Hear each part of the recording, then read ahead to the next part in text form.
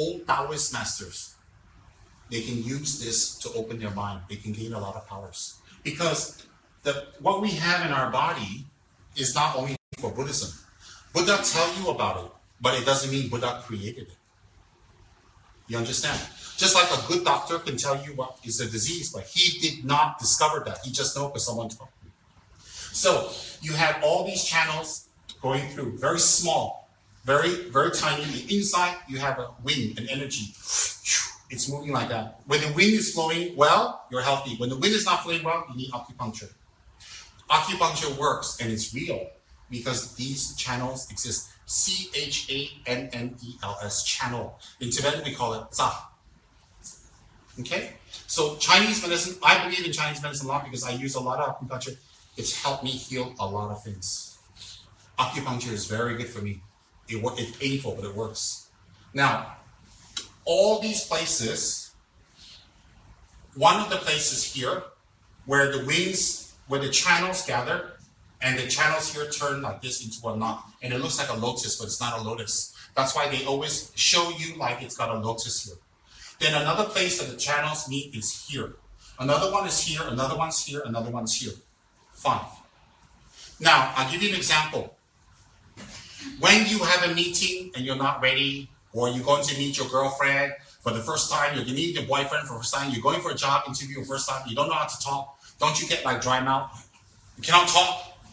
That's the winds going here. That's because when you're thinking about that, the winds gather here, make you dry. Sometimes when you think of something too much, you're worried or you have so much pain, you have pain here. You have needles pricking. That's not actually needles pricking, that's not a heart attack. That's the winds gathering and going here. When the winds gather and get here, it gives you pain. So when you have pain here, it means you have the wind exists. Then sometimes we're very lusty, we see a nice girl, we see a nice boy, then down here, itchy. Oh yes. It's not an itchy like psychological, you actually feel like moving itchy. This is the wind going down here and gathering. So you test it. Next time you have anxiety, next time you're worried, next time you're very upset, next time you're very sad, you feel where you feel congested, you feel it here. Then if you breathe, you think about something else, maybe you go for a walk, maybe you do some meditation, maybe you do some chanting, you feel this one release because the wind becomes unblocked. This wind exists in all of us. This wind is not our mind, but our mind is riding on the wind. The wind that we're talking about can be physical, but the actual wind we're talking about is psychic. It is not an actual wind as in feng. It's a psychic wind. It's a force. It's an energy. This energy occupies you while you're there. When you're gone, it disperses. This wind is associated with your body. Once your body dissolves, the wind also goes. This wind is not your mind. Your mind rides on the wind. But the wind is not you. Example, when you fart, is that Carmen? Correct. Yeah, it's a very funny example, but it's true. If you fart, that's not Carmen, right? But it came from Carmen, but is it Carmen? No. But that's your body. So to answer your question, the wind is not associated with your mind. It's a part of your body. It dissolves once your body dies. But your mind continues. So it forms when the body comes? Yes. And it continues. It regenerates. It's just like a fart. It's just like burping. So this wind exists. This wind, you can use it for health. You can use it for improving your mind. This wind, if it moves clear, if this one is unblocked, your memory become better. You can remember your previous life. For example, can you remember what you eat last Wednesday for lunch? Tell me quick, fast. No, right? Okay, relax. Now you talk to your friend. Where were we? Were we at home? Was I at work? You relax, right? And you think, can come back to memory, isn't it? Meditation is relaxing so you can make your memory longer. Alright? So hold on, you wait here. Huh? If you can remember last Wednesday, why can't you remember 1 year ago? 2 years ago? Because everything you do, you never forget. Why can't you access it? You can't access the memory because your mind is not clear and you're always worried and clever. So if you do meditation, your mind becomes clear.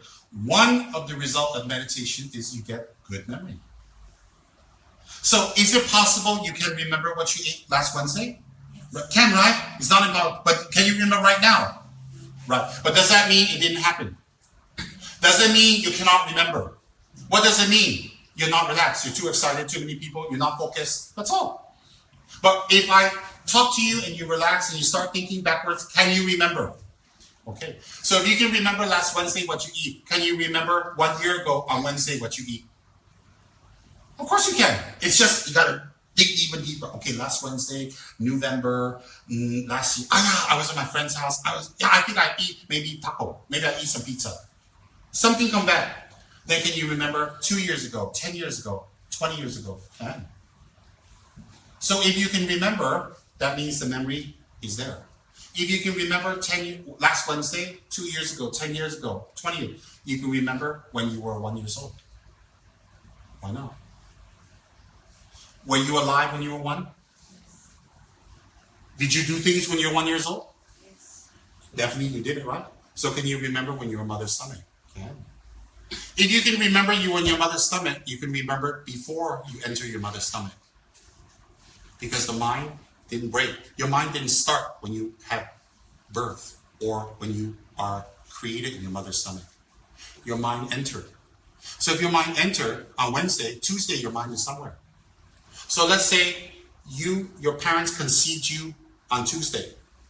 Let's say on Tuesday you're conceived 1980, January 1st, 1980 you're conceived. Right? January 1st, 1980, the day before, December 31st, you're somewhere before you enter your mother. That's your previous life. Understand?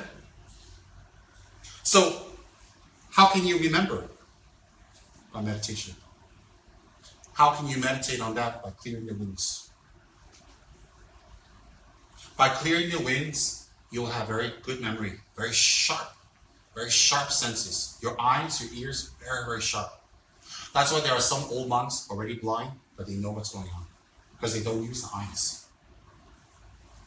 That's why some people have spirits and hunters come and bother them when they're in the presence of a very powerful practitioner, a very powerful monk, nun. They feel scared, they feel nervous, they feel hot because the spirits are scared. Why is the spirit scared? Spirits are always scared of compassion and love and forgiveness. Because spirits want anger and hatred and harm.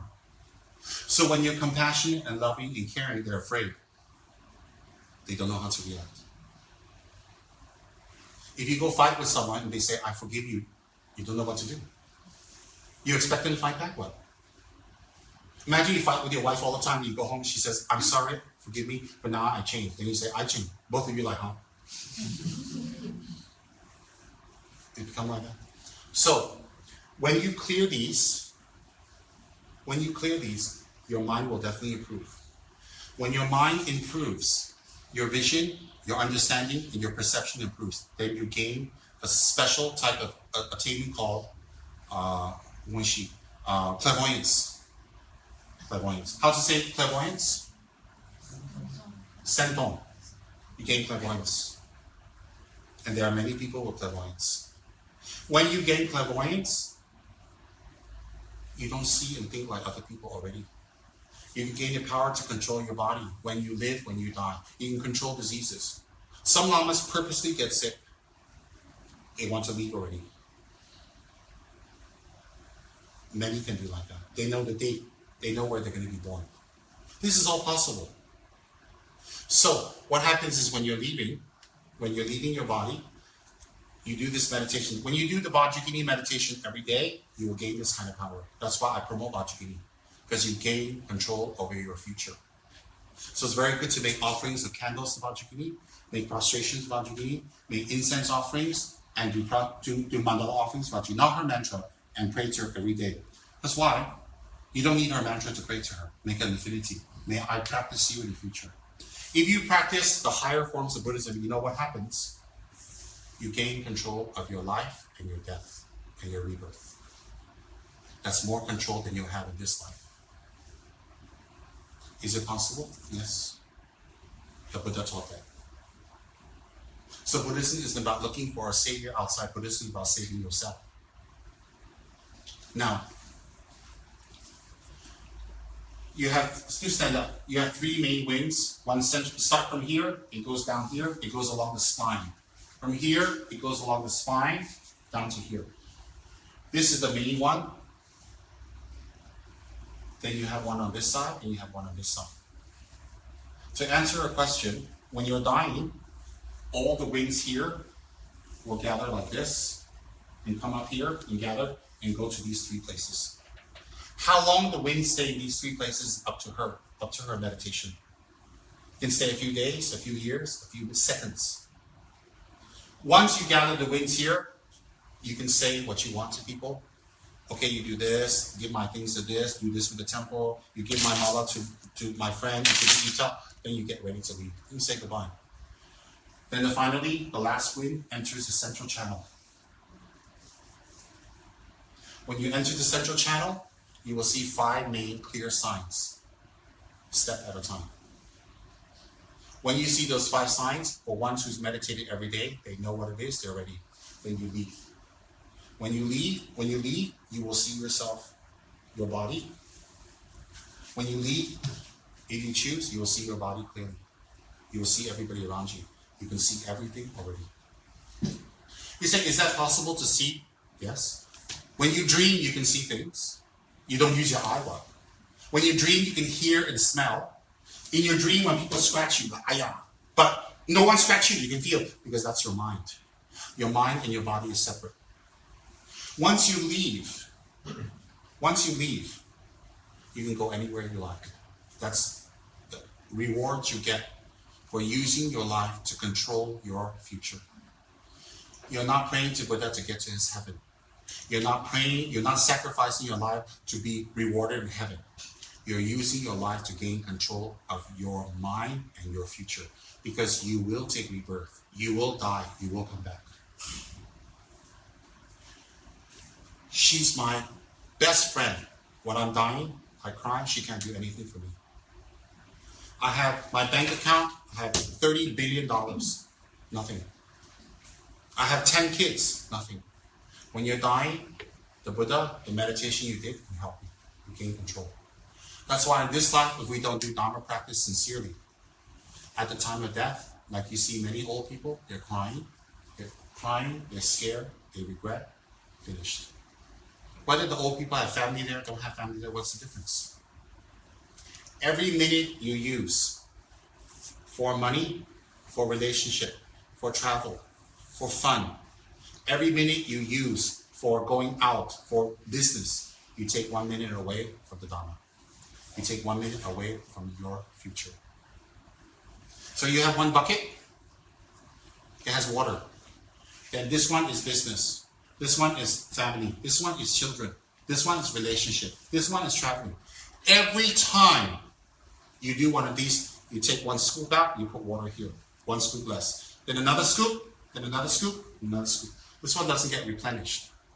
Then soon, your water goes down, then you die. Every time you do something not Dharma, it's 1 scoop less. So when you think, how many relationships have you had? What's the benefit you have? How much money have you used? What's the benefit? How many places have you traveled? You think, this is not judging you or telling you you're bad. This is information for you yourself to think. I'm not judging you. I'm not criticizing you. I'm not telling you you're bad. I'm telling you information what the Buddha taught in modern way for you to think.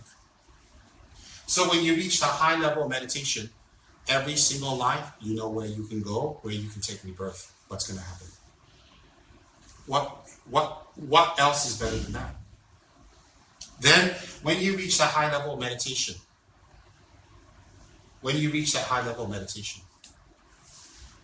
you can do whatever you want, but not everybody will understand.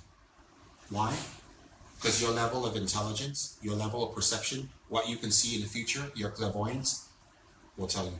Maybe this guy tells me, oh, I want to go be a disco dancer. And then I said, oh, if he becomes a disco dancer in the future, he work in this place, that place got a fire. Oh, no. He will be caught in the fire, he get burned. No, don't do disco dancing. I can see that, but I tell him, he cannot see. He said, why you control me? It's my life. I want to do disco dancing. I can make a lot of money. I can pay my bills. I can take care of my kids. I can take care of my family. I can take care of my mother and father. Why you don't let me go disco dancing? Why are you such a bad seafood? Okay, you go, do your disco dancing. So sometimes I say, I have to beat him. Bad boy, you're a bad son, you're a bad kid, you're bad whatever, and I stop him. Then he loses respect for me. He doesn't like me. But I by doing that, I make him miss his appointment.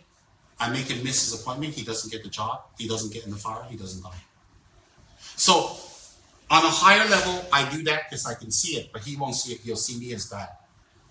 Similarly, high-level meditation people, high-level meditation masters can do actions that are good, they can do actions that are bad. But the actions only look good and bad to you because your vision is limited. But even if they do something bad, it ends up something good. It's only bad because you don't understand what they're doing. It's just like when I beat my little girl, my little daughter, don't go to traffic. He said, wow, so bad, huh? She's so angry. My father's so angry, so bad. No, but because I love her. So when you reach that level of meditation, you do things that people don't understand. You do things that people don't understand, but you keep doing it because you have compassion. Sometimes the father and mother say something to their child, they know it's wrong, they want the child to guess it's right, but they pretend it's wrong, just to train the child to think more. So similarly, these high lamas, how they operate looks negative, it looks bad, it looks harmful, but actually it's beneficial. But it's on another level, but we can't see that. So we always question. Don't kids question parents? Right? Usually, not all, but in most cases, parents know better than kids, correct? But many times, until the children grow to be adults, they don't understand what the parents did. They reject, they're very angry, they fight, they're rebellious, isn't it? Sometimes the parents also don't know about parents who don't know one, but I'm saying normally. So normally you have parents who actually know and they protect the kids, but the kids rebel, they're angry, they fight back, they can't understand. When they have their own kids, when they have their own relationship, then they go, oh, that's why my mother and father do like that. But you didn't understand it, but they did it anyway. Even at the risk of making you angry, making you rebel, losing your love, making you run away, they still did it because you're more important than them. So when you reach a high level of meditation, you can do many things for other people because you know the future. Your mind is very sharp, your sense is very sharp, you know the Dharma. You can do things for them that look good, that look bad, but in the end, it is good. Why? Because you know more. You don't know more because you're better, because you put more effort into developing your mind. Does everybody understand that? Mm-hmm. Did that answer your question? She said, yes, because my feet's killing me. Sit down, boss. Everybody understand that? So our perception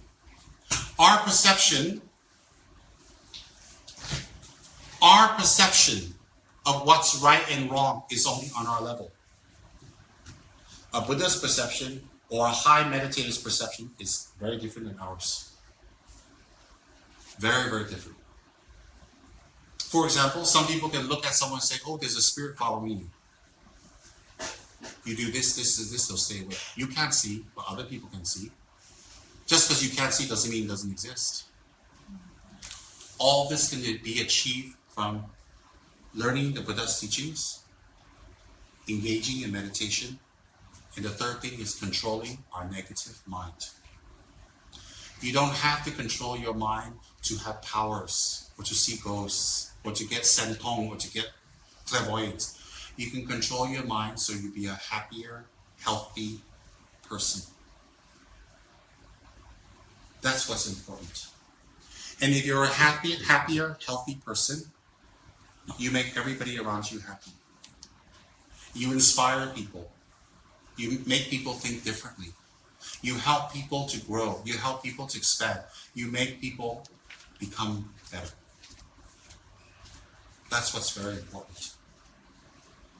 And this all comes from what? Changing our mind.